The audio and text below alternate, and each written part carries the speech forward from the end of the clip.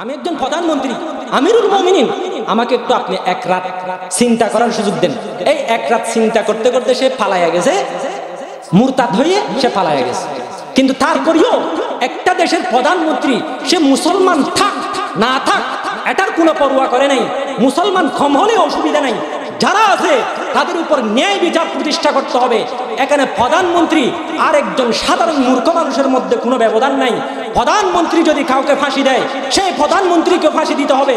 প্রধানমন্ত্রী যদি কাউকে অন্যায়ভাবে যদি জেলের মধ্যে ভরে দেয়, এর কিসাস হিসাবে, এর প্রতিদান হিসাবে তাকেও জেলখানায় ভরে দিতে হবে। প্রধানমন্ত্রী যদি আয়নাঘর বানিয়ে যদি সেখানে যদি আলেমদেরকে নির্যাতন করে, তাহলে তাকেও আয়না করে রেখে তাকেও পৌঁছাতে হবে। এটা হলো ইসলামের বিধান যে শাস্তির ক্ষেত্রে এখানে প্রধানমন্ত্রী আর সাধারণ জনগণের মধ্যে কোনো ব্যবধান নাই। রাসূল কি বলেছেন? সহিহ বুখারীর হাদিসে এসেছে, লাউ আন্না ফাতিমা বিনতে মুহাম্মাদিন সারাকাত লাকাতাতু ইয়াদাহা, আমার ফাতিমাও যদি চুরি করে আমি নিজে তার হাত কেটে দেব। দেখছেন ইসলামের আইন। এটা বুঝাতে চেয়েছিলাম ইসলামী রাষ্ট্র ব্যবস্থার জন্য 4টি মূলনীতি আছে। 1 নম্বর মূলনীতির কথা বললাম, الحمد لله نحمده ونستعينه ونستغفره ونؤمن به ونتوكل عليه ونعوذ بالله من شرور أنفسنا ومن سيئات أعمالنا من يهده الله فلا مضل له ومن يضلله فلا هادي له ونشهد أن لا إله إلا الله وحده لا شريك له ونشهد أن سيدنا وسندنا وحبيبنا ومولانا وأولانا محمدا عبده ورسوله أرسله بالحق بشيرا ونذيرا وداعيا إلى الله بإذنه وسراجا وقمرا منيرا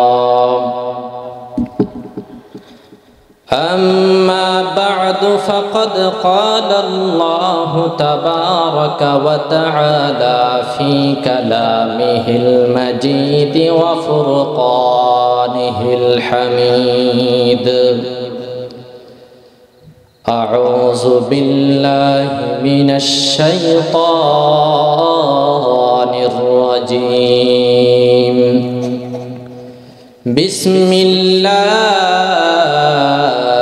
الرحمن الرحيم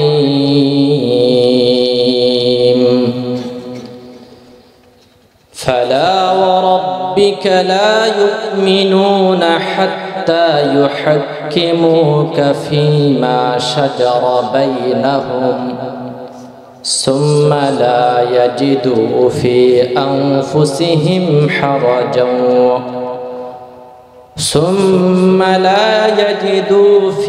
أنفسهم حرجا مما قضيت ويسلموا تسليما وقال النبي صلى الله عليه وآله وسلم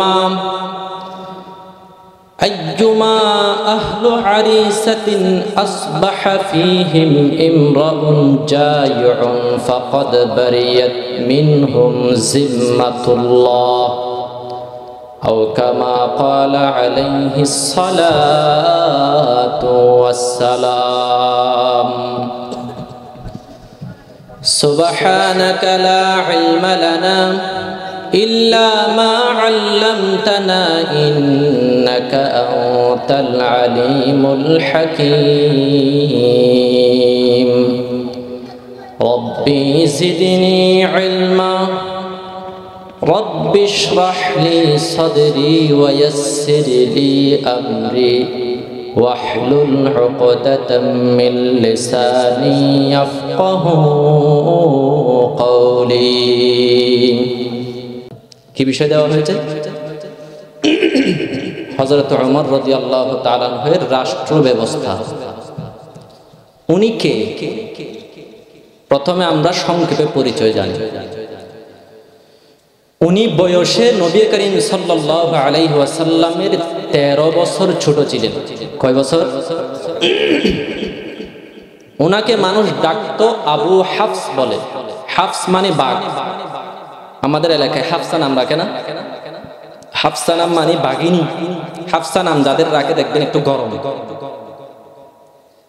আবু হাফস বাঘের বাপ আমরা বেশি সাহসী হলো বলি বাঘের বাচ্চা উমর রাদিয়াল্লাহু তাআলা আনহুকে কি বাঘের বাচ্চা বলা হতো নাকি বাঘের বাপ বাঘের বাপ এরকম সাহসী ছিলেন উমর রাদিয়াল্লাহু তাআলা আনহু মতের পক্ষে আল্লাহ তাআলা 14টি আয়াত নাযিল করেছেন কয়টি 14টি আমি নিজে পেয়েছি 14টি 13টির কথা সহিহ আল বুখারী 2 নম্বর খণ্ড 706 নম্বর পৃষ্ঠার 7 নম্বর টিকাতে এসেছে 13টি আয়াতের কথা আরেকটি আয়াতের কথা মাআরিফুল কোরআনের মধ্যে এসেছে যে এটার কথাও এসেছে যে মাআরিফুল কোরআনে যে একটা আয়াত হযরত ওমর রাদিয়াল্লাহু তাআলা আনহুর সপক্ষে আল্লাহ তাআলা অবতীর্ণ করেছেন আলাম তারা ইলাল্লাযিনা উতু আলাম তারা ইলাল্লাযিনা ইয়াজউমুনা আন্নাহুম আমানু বিমা উনজিলা ইলাইকা যে আয়াতটি আছে সূরা নিসার 60 নম্বর আয়াত এটাও ওমর রাদিয়াল্লাহু তাআলা সপক্ষে অবতীর্ণ হয়েছে মোট কয়টি আয়াত বললাম 14টি আয়াত এগুলো যদি বলতে যাই তাহলে মূল আলোচনা আমি গুছাইয়া বলতে পারবো না এজন্য আমি শুধুমাত্র উদাহরণের জন্য 4টি আয়াতের কথা বলবো এক নাম্বার হযরত ওমর রাদিয়াল্লাহু তাআলা আনহু দেখলেন যখন ইসলাম ধর্ম গ্রহণ করলেন যে মদ এটা হারাম নয় ইসলামের মধ্যে প্রথমে মদ এটা হালাল ছিল জুয়া এটা হালাল ছিল ওমর রাদিয়াল্লাহু তাআলা আনহু রাসূলের কাছে আসলেন বললেন হে আল্লাহর রাসূল আপনি মদ এবং জুয়াকে হারাম করে দেন কারণ ফাইন্নাহুমা মুযহিবান লিল আকলি ওয়াল মাল কারণ মদের কারণে মানুষের আকল বিলুপ্ত হয়ে যায় জ্ঞান বিলুপ্ত হয়ে যায় এবং সম্পদও বিলুপ্ত হয়ে যায় কিছুক্ষণের জন্য ধরেন 5 মিনিটের জন্য আমি ওমর রাদিয়াল্লাহু তাআলার পক্ষে হয়ে এটা আপনাদেরকে বুঝাচ্ছি মদ খাওয়ার কারণে কিভাবে মানুষের আকল নষ্ট হয়ে যায় কেন নষ্ট হয়ে যায় অনেকগুলো খাবার তো আমরা খাই সেগুলো খেলে তো আমাদের আকল বিলুপ্ত হয় না সেন্স যায় না মদ খেলে কেন যায় এটার কারণে এসেছে হায়াতুল হায়াওয়ান কিতাবের মধ্যে 3 নম্বর খণ্ড 93 নম্বর পৃষ্ঠার মধ্যে যে মদ তৈরি করা হয় খেজুর মদ তৈরি করা হয় আঙ্গুর দিয়ে কি দিয়ে আঙ্গুরের রস দিয়ে আঙ্গুর গাছ বলে যখন আল্লাহ তাআলা রোপণ করছেন তখন বলে শয়তান এসে এই আঙ্গুর গাছের মধ্যে প্রথমে এই আঙ্গুর গাছে একটা ময়ূর জবাই করাই দিয়েছে ময়ূর আছে না সুন্দর ময়ূর জবাই করাই দিয়েছে এই ময়ূরের রক্ত এই আঙ্গুর গাছ খেয়ে ফেলছে যখন বলে গাছ একটু বড় হলো পাতা আসতেছে তখন সেখানে এসে একটা বানর জবে করে দিয়েছে বান্দর আর কি বানর জবে করে দিয়েছে বানরের রক্ত সে গাছ ঠুসে খেয়ে ফেলেছে এরপর যখন আঙ্গুর আসতেছে ফল আসতেছে তখন বলে সেখানে একটা বাঘ জবে করে দিয়েছে বাঘের রক্ত সে গাছটা চুষে খেয়ে ফেলেছে যখন আঙ্গুর বাতি হয়েছে পাকানোর পাকার আগে সেখানে একটা শুয়োর জবে করে দিয়েছে মোট এই 60টা জন্তু এই আঙ্গুরের মধ্যে জবে করে দিয়েছে এবং এরপরে এই আঙ্গুর থেকেই সর্বপ্রথম শয়তান মানুষকে মদ বানিয়ে শিক্ষা দিয়েছে দেখবেন যারা নাকি মদ খায় তাদের মধ্যে ধারাবাহিকভাবে এই 4টা লক্ষণ দেখা দিবেন প্রথমে যখন কোনো একজন ব্যক্তি যখন মদ খায় তখন তার মধ্যে ময়ূরের মতো অনেক রূপ লাবণ্য এসে যাবে তাকে দেখতে অনেক সুন্দর দেখা দিবে কারণ গাছের মধ্যে সর্বপ্রথম কি জবাই করে দিয়েছে ময়ূর এরপরে দেখবেন কিছুক্ষণ পর সে বানরের মতো নাচতে থাকবে, কারণ শয়তান সর্বপ্রথম আঙ্গুর গাছের মধ্যে এই বানর জবে করে দিয়েছিল। এরপর কিছুক্ষণ পর দেখবেন সে বাঘের মতো হুঙ্কার দিবে, বলবে রুটটা আমার, বাজার আমার, সব আমার, বলে কি বলে না? কারণ তৃতীয়ত কি জবে করে দিয়েছে? বাঘ জবে করে দিয়েছে। এরপর কিছুক্ষণ পর দেখবেন হুঙ্কার তুঙ্কার দিয়ে বাঘের মতো আবার সে শূকরের মতো ময়লার মধ্যে সে পড়ে যাবে এবং শুয়ে পড়বে। এই চারটা জন্তু যেহেতু জবে করে রক্ত দিয়েছিল পানি হিসাবে, এজন্য যারা মদ খায় তাদের মধ্যে এই চারটা জন্তুর অভ্যাস এসে যায়। বুঝতে পারলেন কি মদ এটা কি ভালো জিনিস না খারাপ জিনিস? খারাপ জিনিস। বানরের মতো, বাঘের মতো, শুয়োরের মতো হাসলত চলে আসে, তাহলে এগুলো খেয়ে লাভ কি? ওমর রাদিয়াল্লাহু তাআলা সেই কথাটাই বুঝাতে চেয়েছেন, হে আল্লাহর রাসূল, ইসলামের মধ্যে মদকে অবৈধ করা হয় নাই, কিন্তু এই মদের মাধ্যমে তো কিঞ্চিত পরিমাণ লাভ হয় না, বরং এই মদ খাওয়ার কারণে মানুষ প্রথমে ময়ূরের মতো সুন্দর হয়, এরপর মানুষ বানরের মতো নাচতে থাকে, এরপর মানুষ বাঘের মতো হুঙ্কার দেয়, এরপর মানুষ শুয়োরের মতো এক জায়গায় গিয়ে পড়ে যায়। হে আল্লাহর রাসূল, এরকম একটা ক্ষতিকর দ্রব্য মদ, এটা খাওয়ার মধ্যে কি লাভ? আপনি এটা নিষেধ করে দেন না। আর এটা খেলে তো সম্পদ অপচয় হয়। অপচয় হয় কি হয় না? মদ সম্পর্কে জানেননি আপনারা? মদ 800 টাকা থেকে নিয়ে এক গ্লাস মদ, এরকম এক কাপ মদ 800 টাকার নিচে মদ নেই, যেগুলো মোটামুটি ব্র্যান্ডের ভালো মদ আর কি। 11 লক্ষ টাকা পর্যন্ত এক কাপ মদ মানুষ খাচ্ছে। হিরোইন, এগুলো তো আরো অনেক দাম। ওমর রাদিয়াল্লাহু তাআলা বললেন, হে আল্লাহর রাসূল, মানুষ যে মদ খাচ্ছে এখানে তো দুনিয়ার মধ্যেও লাভ নাই, আখিরাতের মধ্যেও লাভ নাই, আপনি এটাকে নিষেধ করে দেন। সাহাবায়ে কেরাম বলতেছে, ওমর এত পণ্ডিতি করো কেন? আল্লাহ নিষেধ করে নাই, তোমাকে কিসে পাইছে? নিষেধ করে দাও, নিষেধ করে দাও। তুমি কেন বলতেছো? আল্লাহ নিষেধ করার প্রয়োজন হলে বলবে না? এত পণ্ডিতি করো কেন? কারা বলতেছে? অন্যান্য বন্ধু বান্ধব সাহাবায়ে কেরাম বলতেছে আর কি। আল্লাহ তাআলা তখন আয়াত অবতীর্ণ করে দিলেন, হে সাহাবায়ে কেরাম, হে আমার নবী, আপনার সাথীদেরকে আপনি জানাইয়া দেন, ইয়া আইয়ুহাল্লাযীনা আমানু ইন্নামাল খামরু ওয়াল মাইসিরু ওয়াল আনসাবু ওয়াল আযলামু রিজসুম মিন আমালিশ শাইতান ফাজতানিবুহু লাআল্লাকুম তুফলিহুন। আল্লাহ তাআলা সূরা মায়দার 90 নম্বর আয়াতের মধ্যে বলেন, হে ঈমানদার বান্দাগণ, নিশ্চয় মদ, গাঁজা, এভাবে জুয়া, লটারি, মূর্তি, এই 4টা জিনিস, এগুলো হলো অপবিত্র, এগুলো হলো শয়তানের হাতিয়ার। তোমরা এগুলো থেকে বেঁচে থাকো, যেন তোমরা দুনিয়া আখিরাতের মধ্যে সফল হয়ে যেতে পারো। কথা বুঝছেন? তাহলে মদ আর জুয়া হারাম হয়েছে কার অনুরোধে? উমর রাদিয়াল্লাহু তাআলা এর অনুরোধে। মদ খেলে মুজাহারে হক, ইজাউল মিশকাত সব কিতাবে এসেছে, মিরকাতুল মাফাতিহ সহ, মদ খেলে সর্বপ্রথম নবীজির যুগে জুতা দিয়ে বাড়ি দিত। কোন মানুষ মদ খেলে তাকে এরকম শাস্তি দেওয়া হতো। কিন্তু উমর রাদিয়াল্লাহু তাআলা আনহু, উনি যখন শাসক হলেন তখন উনি আইন জারি করলেন, যারা নাকি মদ খাবে, যারা কি খাবে, তাদেরকে 80 দুররা নিক্ষেপ করা হবে, 80 বেত মারা হবে। মদ খেলে 80 বেত, নেশা নেশা নেশা খেলে 80 বেত, ইয়াবা ট্যাবলেট, এটা নেশা কি নেশা না? নেশা আপনারা জানেন না? ইয়াবা ট্যাবলেট খেলে কি নেশা হয়? যদি নেশা হয় তাহলে ইয়াবা ট্যাবলেট খেয়ে গাড়ি কেমনে চালায়? নেশা নয়। তবে ইয়াবা ট্যাবলেট এটাও মদের মতো হারাম। কেন হারাম? এটার একটা আলাদা কারণ আছে। ক্বালান নবী সাল্লাল্লাহু আলাইহি ওয়াসাল্লাম,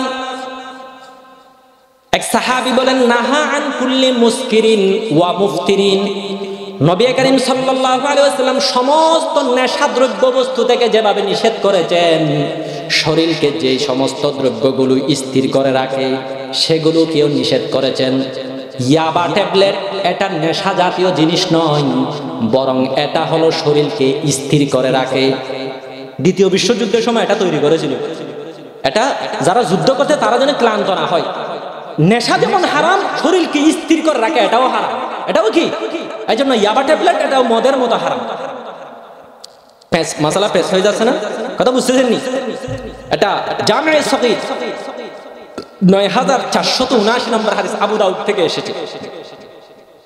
এটা বুঝাতে চাইছিলাম সমস্ত নেশাদ্রব্য বস্তু এগুলোকে যে আল্লাহ তাআলা হারাম করেছেন, মদ, জুয়া, হিরোইন, এগুলো সবগুলো যে আল্লাহ তাআলা হারাম করেছেন, এটা খারাপ দ্বারে ওমর রাদিয়াল্লাহু তাআলা আনহু সর্বপ্রথম নবীজিকে অনুরোধ করেছেন, হে আল্লাহর রাসূল, আপনি মদ এবং জুয়াকে হারাম করে দেন। আল্লাহ তাআলা সেটাকে সাপোর্ট করে কিয়ামত পর্যন্তের জন্য এই মদ এবং জুয়াকে হারাম করে দিয়েছে।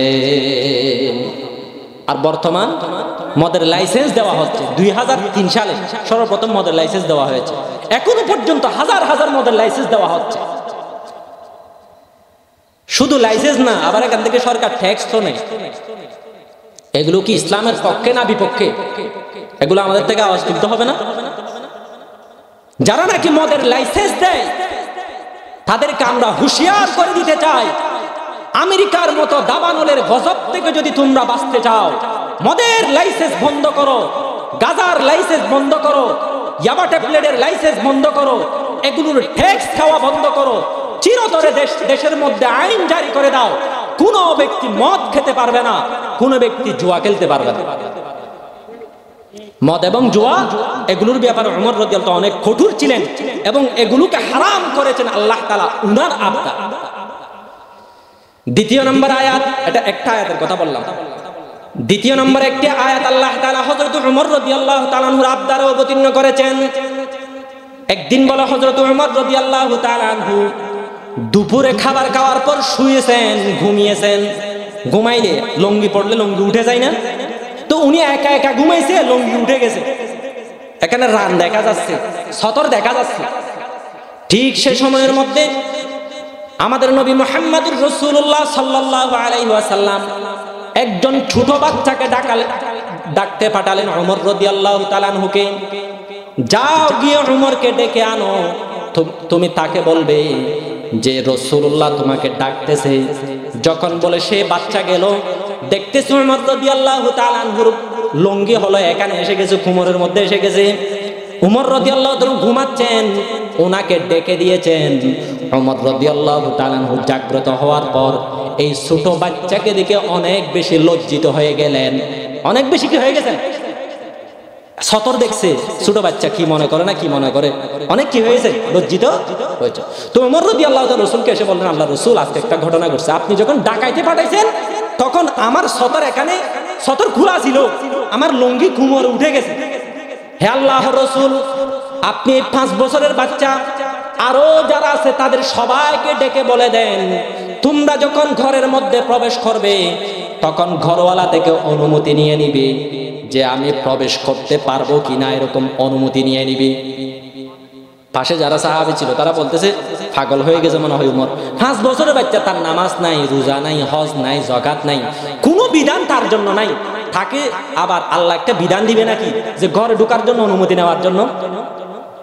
ওমর রাদিয়াল্লাহু তাআলা আনহু যখন এই আবদার করলেন, রাসূল আমার মানে কোনো কিছু বলতেছেন না, তখন আল্লাহ তাআলা একটা আয়াত নাযিল করলেন, সূরা নূর 58 নম্বর আয়াত, ইয়া আইয়ুহাল্লাযীনা আমানু লিয়াস্তাযিনুকুমুল্লাযীনা মালাকাত আইমানুকুম ওয়াল্লাযীনা লাম ইয়াবলুগুল হুলুমা সালাসা মাররাত।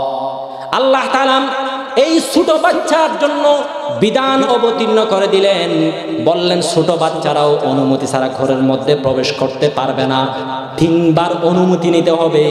যারা বালেগ হয় নাই তাদের জন্য ইসলামের কোনো বিধান নাই, কিন্তু তাদের জন্য এটাকে ফরজ করে দেওয়া হয়েছে যে ঘরে প্রবেশ করার আগে যেন তারা অনুমতি নেয়। এখানে ছোট বাচ্চারা আসছে না, এই তোমাদের ওয়াজ এটা শুনে নাও, ঘরে আব্বু আম্মুর ঘরে প্রবেশ করার সময় আব্বু রুমে প্রবেশ করার সময় আর কি, আব্বু ঢুকতে পারবো কিনা এটা জিজ্ঞাসা করা একটা ছোট বাচ্চার জন্য ফরজ।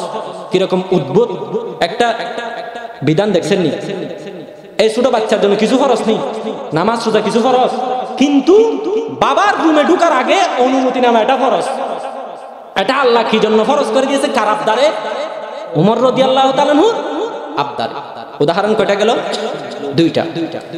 3 নাম্বার, সহিহ বুখারীর 402 নম্বর হাদিস এসেছেন, নবী করিম সাল্লাল্লাহু আলাইহি ওয়াসাল্লাম যখন বিদায় হজের মধ্যে যখন হজ করতেছেন, মাকাম ইব্রাহিম যেখানে ইব্রাহিম আলাইহিস সালামের পায়ের চিহ্ন আছে, এখানে এসে সাহাবায়ে কেরামকে বলতেছে এটা অনেক বরকতময় একটা জায়গা, এখানে এসে তোমরা দোয়া করো।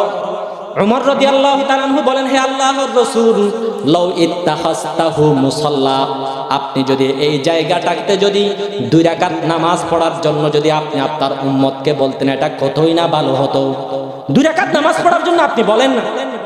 তখন আল্লাহ তাআলা সূরা বাকারা 125 নম্বর আয়াত অবতীর্ণ করলেন, ওয়াত্তাখিযু মিন মাকামি ইব্রাহিম মুসাল্লা। হে আমার নবী, উমর যেটা বলেছেন সেটাই রাইট। অতএব কিয়ামত পর্যন্তের জন্য যারা হজ করতে যাবে তাদের জন্য বিধান করে দেওয়া হয়েছে তারা যেন এই মাকাম ইব্রাহিমের পাশে দাঁড়িয়ে 2 রাকাত নামাজ পড়ে। সুবহানাল্লাহ বলবেন না? কয়টা গেল উদাহরণ? 3টা। 4 নম্বর উদাহরণ, একদিন রাসূলের ঘরে উমর রাদিয়াল্লাহু তাআলা আনহু গেছেন, গিয়ে দেখে ওরাও আসে, ওরাও সবাই আসে। তখন কিন্তু পর্দার আয়াত অবতীর্ণ হয়নি। তখন উমর রাদিয়াল্লাহু তাআলা আনহু নবীজিকে বললেন, ইন্না নিসাআকা ইয়াদখুলু আলাইহিন্নাল বিররু ওয়াল ফাজরু ফালাউ হাজাবাতাহুন্না। হে আল্লাহর রাসূল, আপনার স্ত্রীরা হলো আমাদের আম্মাজান, তাদের সামনে জুয়াটি গাজাটি কাফের অমুসলিম সবাই এসে যায়, আপনি যদি তাদেরকে পর্দা করার জন্য বলতেন এটা কতই না সুন্দর হতো। পর্দা করার জন্য বলতে পারেন না, তখনও কিন্তু পর্দার আয়াত অবতীর্ণ হয় নাই। নবী করিম সাল্লাল্লাহু আলাইহি ওয়াসাল্লাম চিন্তায় পড়ে গেলেন যে পর্দার বিধান আমি দিব কেমনে? বিধান দেওয়ার মালিককে আল্লাহ, তা আল্লাহ থেকে দিতে হবে, তো আমি দিলে হবে নি? রাসূল সাল্লাল্লাহু আলাইহি ওয়াসাল্লাম ভাবতেছেন আমি দিলে তো হবে না, আল্লাহ থেকে পর্দার বিধান দিতে হবে। তখন আল্লাহ তাআলা একে একে 7টা পর্দার আয়াত অবতীর্ণ করেছেন। কয়টা? 7টি। আল্লাহ তাআলা বলেছেন, কুল লিল মুমিনিনা ইয়াগুদ্দু মিন আবসারিহিম ওয়া ইয়াহফাযু ফুরুজাহুম যালিকা আযকা লাহুম ইন্নাল্লাহা খাবীরুম বিমা ইয়াসনাউন। হে নবী, আপনি মুমিন পুরুষদেরকেও পর্দা করার জন্য বলেন এবং মুমিন নারীদেরকেও পর্দা করার জন্য বলেন। মুমিন পুরুষদেরকে পর্দা করার জন্য বলবেন তারা নিজের চক্ষুকে নত রাখবে, লজ্জাস্থানকে হেফাজতে রাখবে। আর যারা নাকি মুমিন নারীরা আছে, ওয়াকরনা ফি বুয়ুতিকুন্না ওয়ালা তাবাররাজনা তাবারুজাল জাহিলিয়াতিল উলা, তোমরা প্রয়োজন ব্যতীত ঘর থেকে বের হবে না।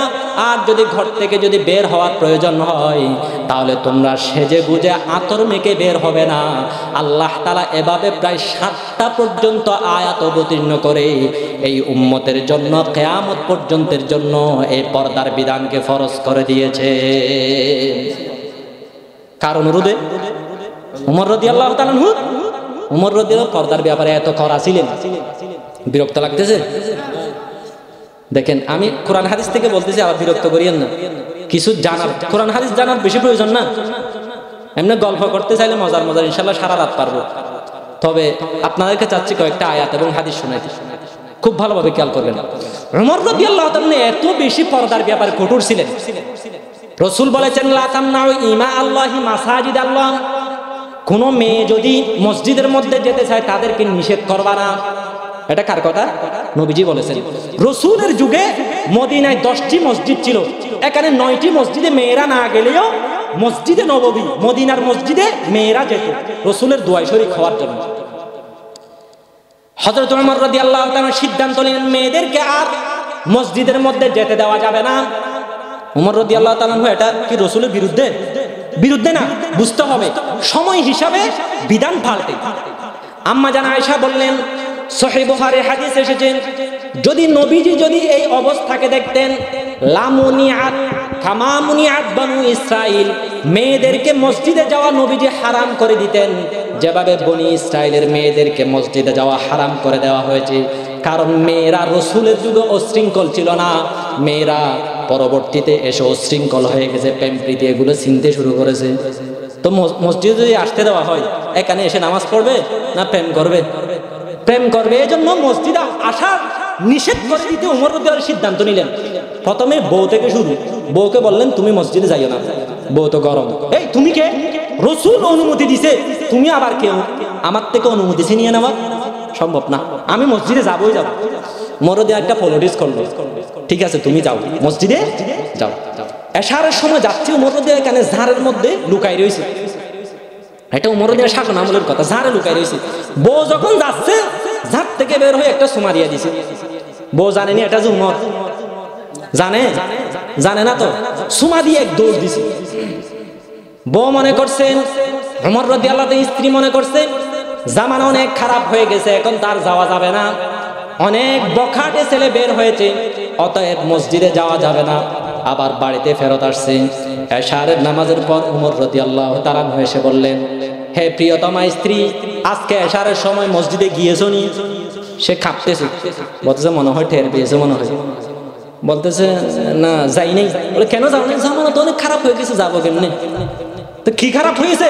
বলতেছে না। স্ত্রী তো আবার বললা আবার সমস্যা না, না ডিস্টার্ব করা আর কি, কথা বলতে চাই অন্য পুরুষেরা। তো স্ত্রী যাওয়া বন্ধ করে দিছে। তখন থেকে উমর রাদিয়াল্লাহু তাআলার যুগে সমস্ত সাহাবীদের ঐক্যমতে মহিলারা মসজিদে যাওয়া বন্ধ। এখানে সাহাবায়ে কেরাম কি ছিল? একমত ছিল। তো এটা জামানা হিসাবে বিধান পাল্টেছে।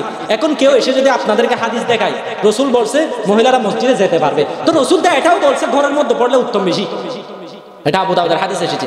এবং সমস্ত সাহাবায়ে কেরাম বলেছেন রাসূল যদি এই যুগ দেখতো অবশ্যই মেয়েদেরকে মসজিদে যাওয়া হারাম করে দিতেন। মহিলাদেরকে মসজিদে যাওয়া থেকে সর্বপ্রথম যিনি নিষেধ করেছেন ইনি কে? উমর রাদিয়াল্লাহু তাআলা। এবং উনার কথার সাথে সমস্ত সাহাবায়ে কেরাম একমত হয়েছে। এজন্য আমরাও বলি মহিলারা মসজিদে না যাওয়ার জন্য। এটা বুঝাতে চেয়েছিলাম উমর রাদিয়াল্লাহু তাআলা পর্দার ব্যাপারে অনেক বেশি কঠোর ছিলেন। সহিহ বুখারীর হাদিসে এসেছে, আমার উমরকে আল্লাহ তাআলা মুহদাসুম মিনাল্লাহ, আল্লাহ তাআলার পক্ষ থেকে আমার উমরকে আল্লাহ তাআলা সঠিক কথাগুলো অন্তরের মধ্যে আল্লাহ তাআলা ঢেলে দেয়।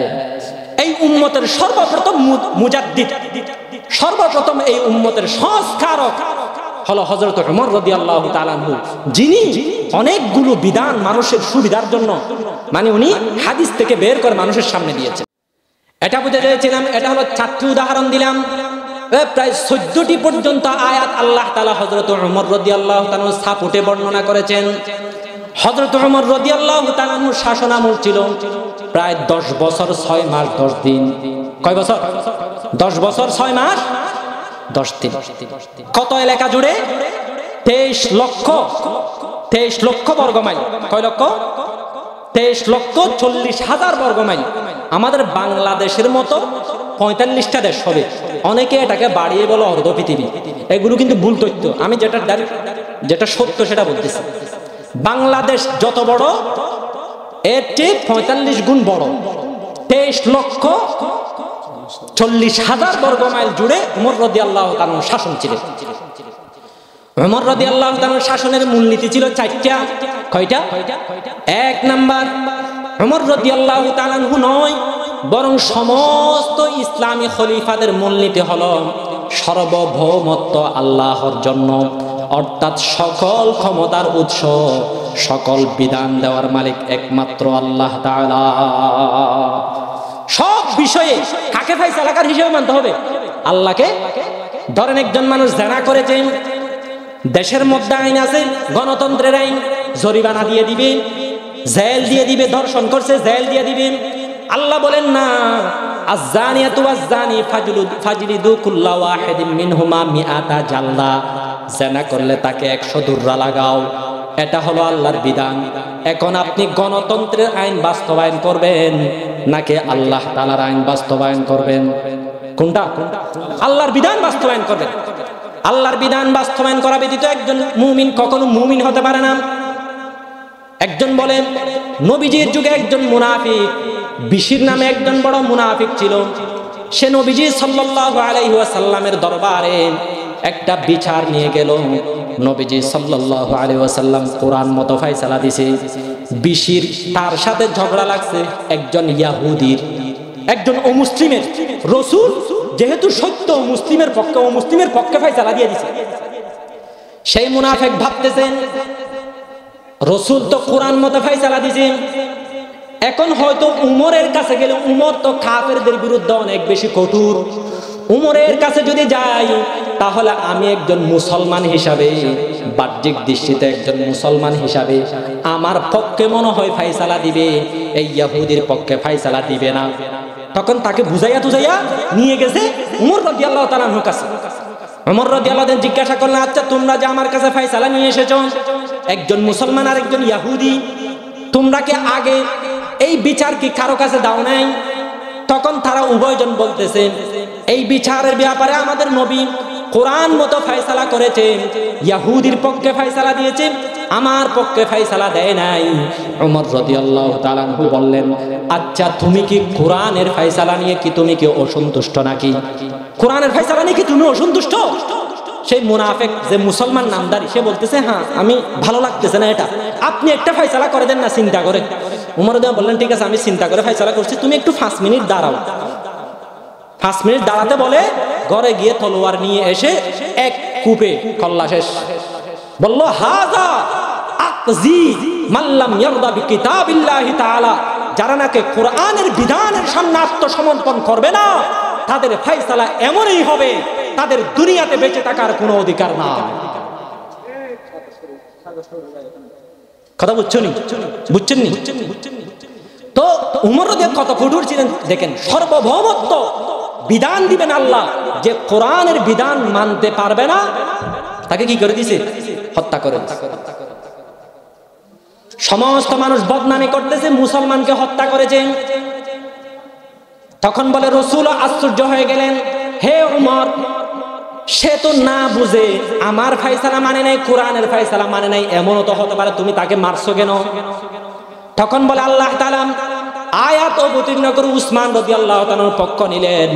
আল্লাহ তাআলা সূরা নিসা 60 নম্বর আয়াত অবতীর্ণ করলেন, আলাম তারা ইলাল্লাযীনা ইয়াজউমুনা আন্নাহুম আমানু বিমা উনজিলা ইলাইকা ওয়া মা উনজিলা মিন ক্বাবলিক يريدون أن يتحاكموا إلى الطاغوت وقد أمروا أن يكفروا به ويريد الشيطان أن يضلهم ضلالا بعيدا। আল্লাহ তাআলা নবীজিকে জানিয়ে দিলেন, হে নবী, আমার উমর যেটা করেছে এটাই রাইট করেছেন। যারা কোরআনের বিধান মানতে পারবে না, তারা যদি বলে আমরা কোরআনকে বিশ্বাস করি, আমরা মুসলমান, সেটা বিশ্বাস করা যাবে না। যারা বলে আমরা কোরআনকে মানি, তাওরাত জবুরকে মানি, তারা যদি তাগুতের কাছে কোরআন ব্যতীত অন্য কারো কাছে যদি বিচার নিয়ে যায়, তারা কখনো মুসলমান থাকতে পারে না। শয়তান এর মাধ্যমে তাদেরকে পথভ্রষ্ট করতে চায়। এবার আসেন এই বিষয়টা নিয়ে বর্তমান প্রেক্ষাপট কি? বর্তমান প্রেক্ষাপটে দুই ধরনের রাজনীতিবিদ আছে। কয় ধরনের রাজনীতিবিদ?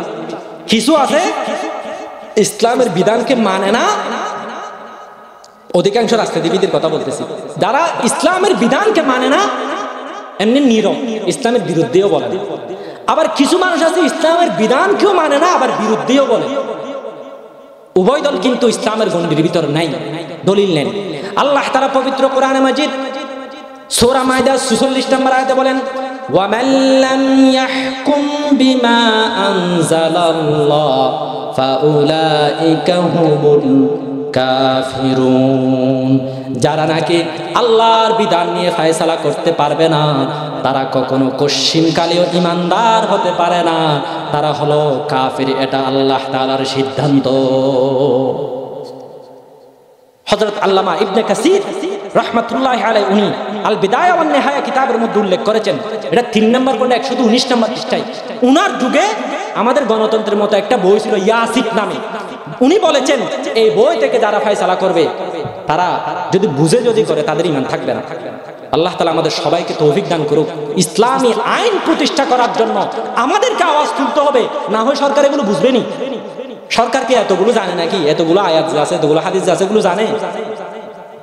এজন্য ইসলামী বিধান মতে রাষ্ট্র চলবে, এটা হলো 1 নম্বর। 2 নম্বর, একটা রাষ্ট্র পরিচালিত হবার জন্য 2 নম্বর যেটা বিষয় সেটা হলো ইনসাফ করা। কি করা? ন্যায় বিচার, ইনসাফ করা। আল্লাহ তাআলা পবিত্র কোরআনে মাজিদ সূরা নিসা 135 নম্বর আয়াতে বলেন, ইয়া আইয়ুহাল্লাযীনা আমানু কুনু কওয়ামিনা বিল কিসতি শুহাদা লিল্লাহি ওয়ালাউ আলা আনফুসিকুম আবিল ওয়ালিদাইনি ওয়াল আকরাবিন। আল্লাহ তাআলা বলেন, হে ঈমানদার বান্দারা, তোমরা ইনসাফ প্রতিষ্ঠা করো, তোমরা ন্যায় প্রতিষ্ঠা করো। যদিও নিজের বিরুদ্ধে হয়, যদিও তোমার মা বাবার বিরুদ্ধে হয়, তোমাকে ইনসাফের উপর থাকতে হবে। এখানে দেখেন আল্লাহ ধরে বলছে, কিন্তু মা বাবার বিরুদ্ধে হলেও এখানে একটা কথা বলি, কেউ কিন্তু আবার ভুল বুঝবেন না। মা বাবা আমাদের মাথার উপর, মা বাবা আমাদের কি তারা যেন কষ্ট আসে এরকম কোনো কথা বলা যাবে না। একজনকে আমি জিজ্ঞাসা করলাম, তুমি খামাকা বউকে মেরে এখানে ফেলে দিয়েছো কেন? আমি বললাম, কোনো কি দোষ আছে? বলো না হুজুর, দোষ নাই, মা বলছে। কি বলছে? তখন আমি তাকে কোরআনের আয়াত 135 নম্বর আয়াত দেখা দিছে, না, ইনসাফের বিপক্ষে মা বাবা বললেও যাওয়া যাবে না। দোষ না থাকলে বিবি সাহেবা বাদ দাও, একটা গরু ছাগলকে তুমি মারতে পারবে না। ইনসাফ এটা ইনসাফই। ইনসাফ এটা কি? তবে হ্যাঁ, মা বাবা বললে এটা আবার বিরোধিতাও করবে না, থাকিও সম্মান দেখাবে, আবার তার কথা ধরে আরেকজনকেও তুমি নির্যাতন করতে পারবে না। সব সময় ন্যায়ের পক্ষে থাকতে হবে। ওমর রাদিয়াল্লাহু তাআলা আনহুর যুগে একজন বড় দেশের একজন শাসক ইসলাম ধর্ম গ্রহণ করেছে। এটাকে খুশির খবর না বেজারের খবর? একজন প্রধানমন্ত্রী ইসলাম ধর্ম গ্রহণ, খুশির খবর না? উনি হজ করার জন্য এসেছেন, হজ করতেছেন, একজন মূর্খ মানুষ তার সাথে তাওয়াফ করতেছে। সবাই তো একসাথে তাওয়াফ করে। তাওয়াফ করার সময় সে প্রধানমন্ত্রীর লুঙ্গির নিচে তার পা লেগে তার লুঙ্গি খুলে গেছে। একজন প্রধানমন্ত্রী যে লুঙ্গি খুলে যায়, মানে একজন মানুষের পায়ের নিচে লুঙ্গিটা পড়ে লুঙ্গি খুলে গেছে, তখন সে প্রধানমন্ত্রী একটা থাপ্পড় দিছে। তার নাম হলো জাবলা বিন ইহাম। উনি ছিলেন গাসসান দেশের বাদশা তৎকালীন।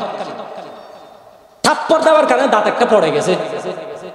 ওমর রাদিয়াল্লাহু তাআলা আনহুর কাছে সেই ব্যক্তিটা বিচার নিয়ে গেলেন যে আমাকে নতুন ইসলাম ধর্ম গ্রহণ করেছে গাসসানের সে প্রধানমন্ত্রী, আমাকে থাপ্পড় মেরে দাঁত ফেলে দিয়েছে।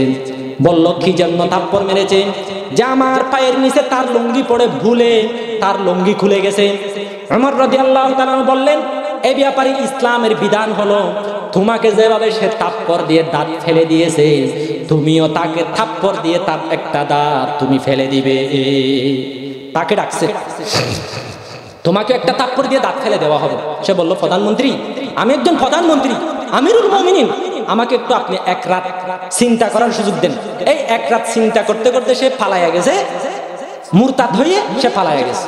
কিন্তু তারপরেও একটা দেশের প্রধানমন্ত্রী, সে মুসলমান থাক না থাক এটার কোনো পরোয়া করে নাই। মুসলমান কম হলে অসুবিধা নাই, যারা আছে তাদের উপর ন্যায় বিচার প্রতিষ্ঠা করতে হবে। এখানে প্রধানমন্ত্রী আর একজন সাধারণ মূর্খ মানুষের মধ্যে কোনো ব্যবধান নাই। প্রধানমন্ত্রী যদি কাউকে ফাঁসি দেয়, সেই প্রধানমন্ত্রীকে ফাঁসি দিতে হবে। প্রধানমন্ত্রী যদি কাউকে অন্যায়ভাবে যদি জেলের মধ্যে ভরে দেয়, এর কিসাস হিসাবে, এর প্রতিদান হিসাবে তাকেও জেলখানায় ভরে দিতে হবে। প্রধানমন্ত্রী যদি আয়নাঘর বানিয়ে যদি সেখানে যদি আলেমদেরকে নির্যাতন করে, তাহলে তাকেও আয়না করে রেখে তাকেও পৌঁছাতে হবে। এটা হলো ইসলামের বিধান, যে শাস্তির ক্ষেত্রে এখানে প্রধানমন্ত্রী আর সাধারণ জনগণের মধ্যে কোনো ব্যবধান নাই। রাসূল কি বলেছেন? সহিহ বুখারীর হাদিস এসেছে, লাউ আন্না ফাতিমা বিনত মুহাম্মাদিন সারাকাত লাকাতাতু ইয়াদাহা, আমার ফাতিমাও যদি চুরি করে আমি নিজে তার হাত কেটে দেব। দেখছেন ইসলামের আইন। এটা বুঝাতে চেয়েছিলাম, ইসলামী রাষ্ট্র ব্যবস্থার জন্য 4টি মূলনীতি আছে। 1 নম্বর মূলনীতির কথা বললাম, সার্বভৌমত্ব। এটা অর্থাৎ সকল ক্ষমতার উৎস বিধানদাতা হলো কে? আল্লাহ। 2 নাম্বার ন্যায় বিচার মানুষের সামনে মানুষের কাছে প্রতিষ্ঠা করা। 3 নাম্বার জনগণের সেবা করা। জনগণের কি করা? সেবা। বুঝেননি? আমরা তো না বুঝার মানুষ, বুঝি না। আমরা মনে করি রুট করে দিছে, এটা যে আমাদের থেকে মেরে করে দিছে এটা তো আমরা খেয়াল করিনি। এটা একটা উদাহরণ দিয়ে বুঝবেন। 420 চিনেননি? 420 কাদেরকে বলে? যারা বকাটে ছেলে। এটার একটা ঘটনা আছে। আমেরিকায় একটা কলেজে সবাই 4টা বিষয়ের মধ্যে 4টা বিষয়ে ক্লাস ছুটি হয় না, তো 4টা বিষয়ে সবাই মানে কিছু বকাটে ছেলেরা তারা গাঁজা খেতে যেত।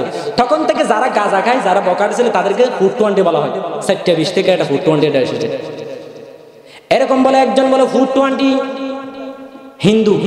হিন্দু একজন 420 আর তার ব্রাহ্মণ, তার গুরু আর কি, গুরু একটা দাওয়াত থেকে আসতেছেন, মন্দিরে গেছে, মন্দির থেকে আসতেছেন, তাকে নমস্কার দিছে, নমস্কার দিয়ে বলতেছে আজকে আপনি একটু আমার ঘরে মেহমান হন।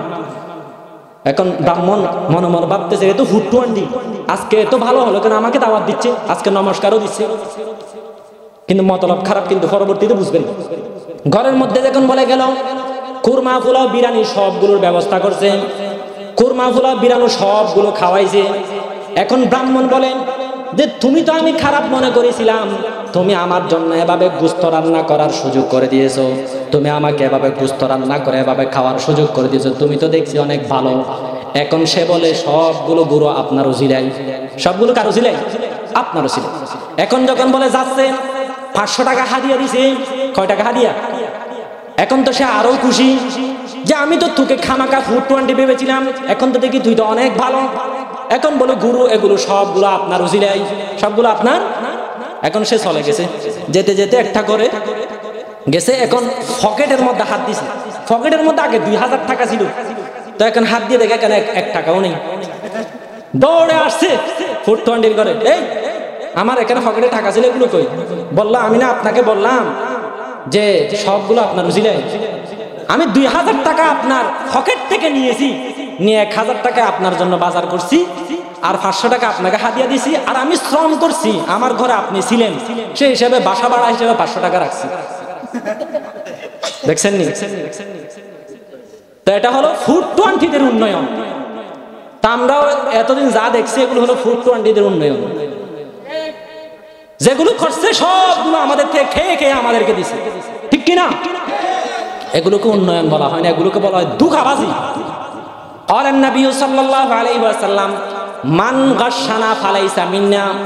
আমাদের জমি বিদেশে বিক্রি করে, আমাদের রেলওয়ে বিদেশে বিক্রি করে, যারা আমাদেরকে উন্নয়নের তসবিহ গনে দেখায়, এগুলো উন্নয়ন নয়, এগুলো ধোঁকাবাজি। আর যারা ধোঁকাবাজি করে তারা কখনো রাসূলুল্লাহর উম্মত হতে পারে না। কথা বুঝছেন? তাহলে উন্নয়ন করা এটাও রাষ্ট্র পরিচালনার জন্য 3 নম্বর থিওরি। 4 নম্বর থিওরি হলো রাষ্ট্র পরিচালনা করার জন্য, সেটা হলো যারা নাকি দুঃখী মানুষ আছে তাদের খবর নেওয়া। দুঃখী মানুষের কি নেওয়া? নবী করিম সাল্লাল্লাহু আলাইহি ওয়াসাল্লাম রাজা মুসনাদ আহমদের হাদিসে এসেছেন 4880 নম্বর হাদিস। ক্বালান নবী সাল্লাল্লাহু আলাইহি ওয়াসাল্লাম আইয়ুমা আহলু আরিসাতিন আসবাহা ফীহিম ইমরাউন জাইউন ফাকাদ বারিয়াত মিনহুম জিম্মাতুল্লাহ।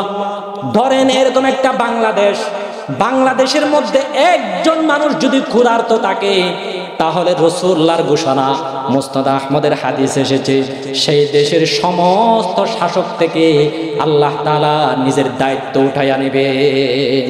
নাউজুবিল্লাহ বলবেন না? না ঘরে গিয়ে বলবেন? একটা দেশে যদি একজন ব্যক্তি, ইমরাউন, এখানে তানওয়িন লিল ওয়াহদা, একজন ব্যক্তিও যদি ক্ষুধার্ত থাকে, তাহলে সেই দেশের রাষ্ট্রপতি, সেই দেশের প্রধানমন্ত্রীকে ধরা হবে যে তোমার এলাকায় একজন মানুষ ক্ষুধার্ত থাকবে কেন। এখানে আমাদের দেশে গরিবরা মরে না খেয়ে, ধনীরা মরে ঘি খেয়ে, ঠিক কিনা?